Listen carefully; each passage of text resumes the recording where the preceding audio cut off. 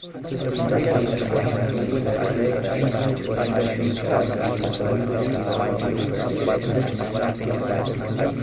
time to stop!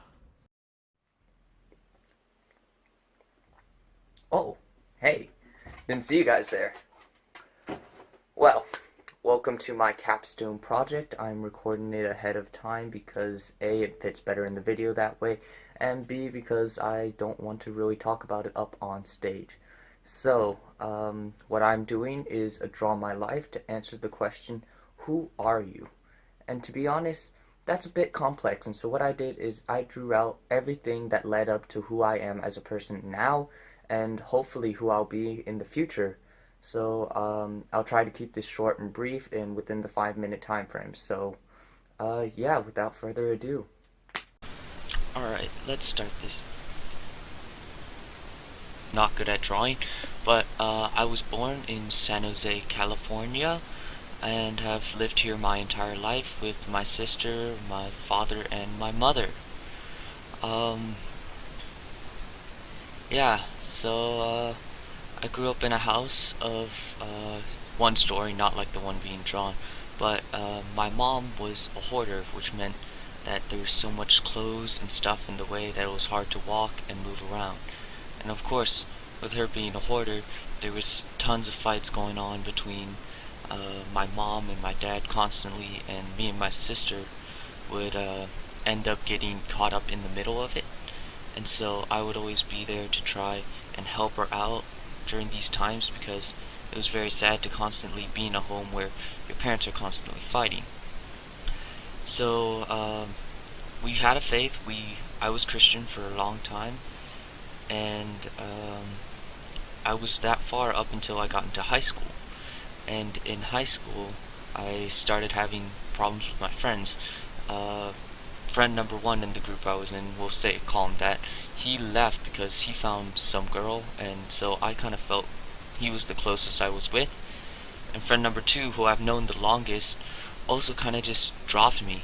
And so I'm stuck in this group of people who I felt separate with and wasn't exactly in with. And so I left the group and discovered a passion for music. And music was where I spent my time, and I picked up the saxophone in the 5th grade, started playing. I played piano since I was 5 years old, and it was something that really got me going. Like, it was something I really enjoyed. And so I started spending my lunch and break in the band room, which, if you don't know, I felt like was kind of a last resort thing, where I was like, oh, this is for the people who don't really have many friends and just sit there and watch. And so I felt kind of isolated there, and it was really a bad part. But then after focusing my life so much on music, it got tedious, and the same thing over and over, and my home life wasn't getting any better. And so I started to try and search for professional help, see if I can get better, but my therapist left because she got hospitalized, and so I'm back again alone. And my family's falling apart again, and remember how my mother's a hoarder? Well, it's only gotten worse, and now we've got rat infestations, and everything is going bad. So then what happened is CPS, or Child Protective Services, ended up getting involved in this, and everything kind of gone bad. So with the threat of Child Protection Services coming in, I had to work through it, keep up my high school life, keep up my grades and all this, while also maintaining some sort of form of sanity.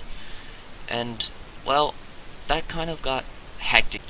At this point, I found an interest in philosophy, and in particular nihilism, in the belief that nothing really matters. And this kind of put an optimistic spin on my life, because when I look at it in a perspective, none of what's going on here should really affect me in any means and affect my life or affect how I view the world. And so I stopped caring. I spent many nights on the roof pondering why I should care, and I realized that when I stopped caring, everything was better.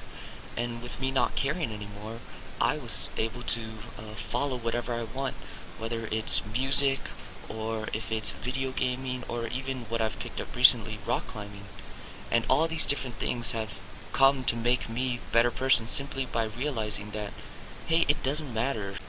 And since it doesn't matter, I can follow whatever I want to do. So yeah, that's the story of me.